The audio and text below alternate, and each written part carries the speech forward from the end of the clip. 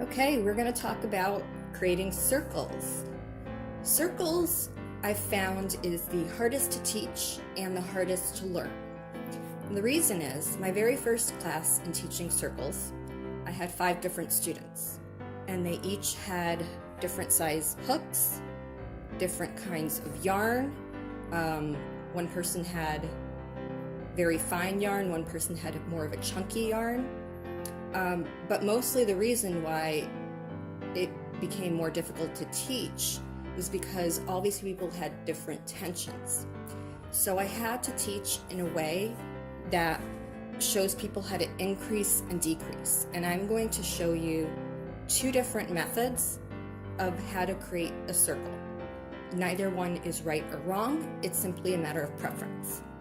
So the first method that I'm going to teach you is pretty easy and quick as far as how to create the initial circle.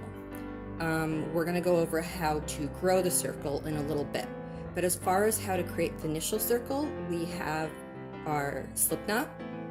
I'm going to put the hook in, and I'm going to do 5 chains.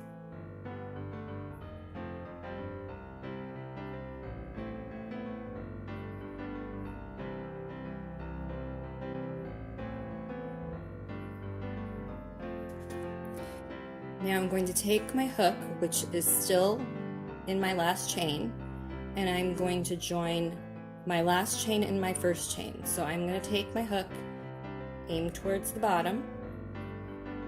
I'm going to have 2 pieces of yarn on top and 1 piece on the bottom, plus my last chain. And then I'm going to take my working yarn, and all I'm going to do is pull through both chains.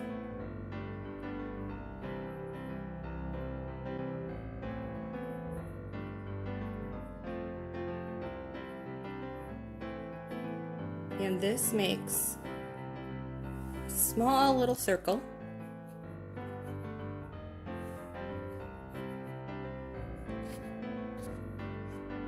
And this is going to be your initial circle and your initial starting point. Now when you do circles, I would recommend putting some kind of marker, like a safety pin, at your starting point.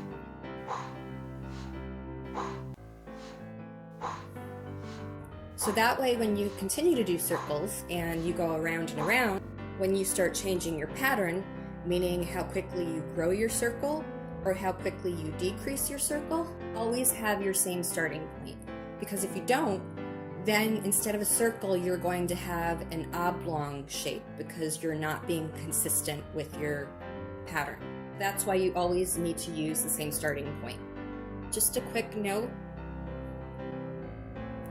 whether you use the magic circle method or chain 5 method to start a circle, the ways to expand and contract a circle are the same.